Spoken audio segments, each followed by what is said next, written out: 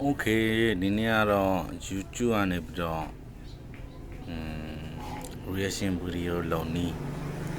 အကောင်လေ့လာတာဖြစ်ပါတယ်နည်းနည်းလေးပါပဲကျွန်တော်လည်းအများကြီးမလေ့လာနိုင်ပါဘူး reaction လောက်တာလေးကြည့်တယ်ကိုကတော့သူဟာလေးကြည့်ပြီးတော့ဝက်ကန်တုံးပြီးတာပါအတားကြည့်တယ်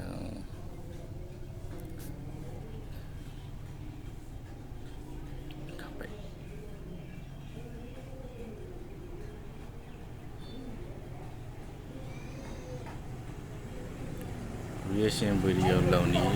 လေ့လာတာဖြစ်ပါတယ်နောက်ရကြရင်တော့ဒီတဲ့အဆင်မြင်တာတွေတွားမှာဖြစ်ဖြစ်ချင်းပေါ့